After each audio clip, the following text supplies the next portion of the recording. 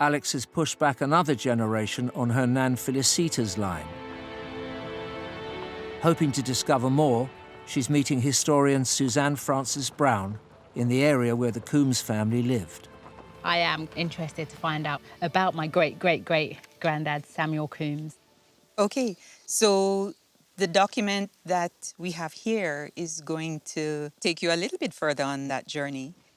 So the record of baptism solemnised in the parish of St Anne in the year 1832. Right. Read across. There's and tell me Samuel what you see. Coombs. What does that say? So he is of colour as opposed to being white or black. The distinction of colour was quite important in terms of social status in Jamaica of the 18th and 19th centuries. At this time, skin colour affected wealth and social position.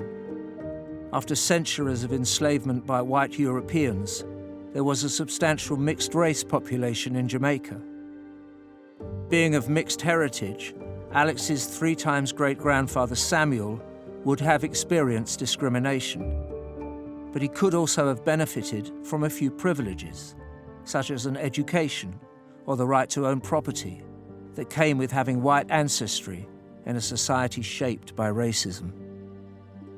You're seeing the names of his parents, your 4 times great-grandparents, Robert Francis Coombs and Francis Tracy. Robert Francis Coombs was a free man and likely also of colour. Francis Tracy seems to be most likely a black woman. She doesn't seem to have been enslaved. There's a likelihood that at some point in her ancestral line, there is slavery. Yeah. Samuel Coombs was a child at the time slavery was abolished in 1834, but his parents, Alex's 4 times great-grandparents, Robert Francis Coombs and Francis Tracy, lived much of their lives during the time of slavery, although there is no record of them being enslaved. During the period of 1817 up until 1832, all property owners have to submit a return of the persons who are enslaved to them. Okay. So we're going to take a look at one of the slave returns. So if you can read from where it says a return of slaves. Return of slaves in the parish of St Anne in the possession of Robert Francis Coombs as owner 28th day of, is that June? 1826. Right. So this Robert Francis Coombs, your 4 times great-grandfather, is in ownership of a number of persons. Right. This is sinking in. Okay. Yeah.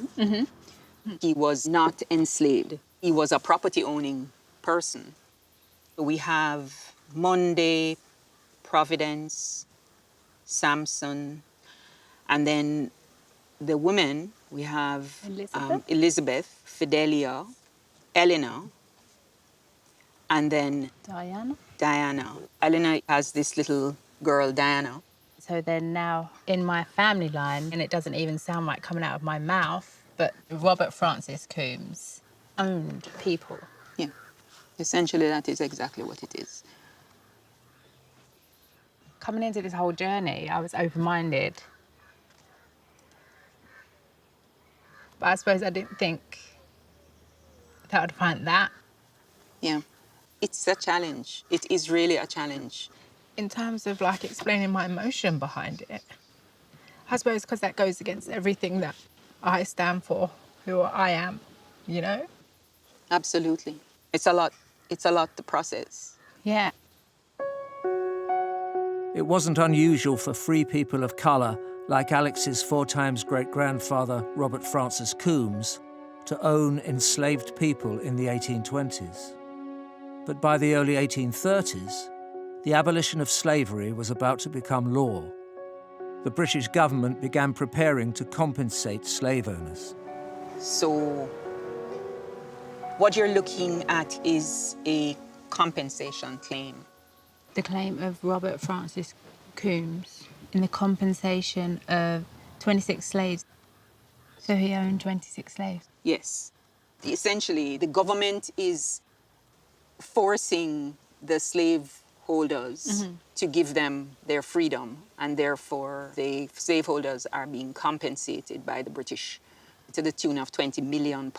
You're freeing people, but you're actually giving the owners money. Like, so it's not like, oh, you did wrong. There's no reparation for the persons who have been enslaved for The whole life, time, for yeah. all this time. And it's almost like you've got your freedom, there you go. That's right, but try starting out with nothing. Yeah. Among the 26 enslaved people that Robert Francis Coombs was claiming compensation for were children recently born into his possession. Is that Edward? Who's 2.5 years? Right. And it's very difficult to see his mother's name, Eleanor Francis Henry. Right. You remember Eleanor is Diana's mother on the slave return for 1826. Okay, so Alex, we have 2 copies of the same document. One is in the script of the day.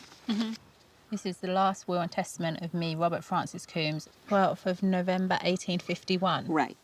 Robert Francis Coombs died almost 20 years after slavery was abolished.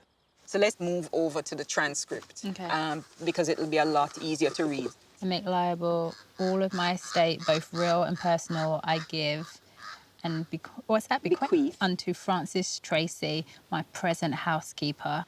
Now, you remember Francis Tracy is your 4 times great-grandmother, the mother of Samuel Coombs. Yeah. Is that one One clear annuity, so a yearly payment. of sum of £15 sterling money, Francis Tracy shall be permitted to reside in my dwelling house on Mount Pleasant.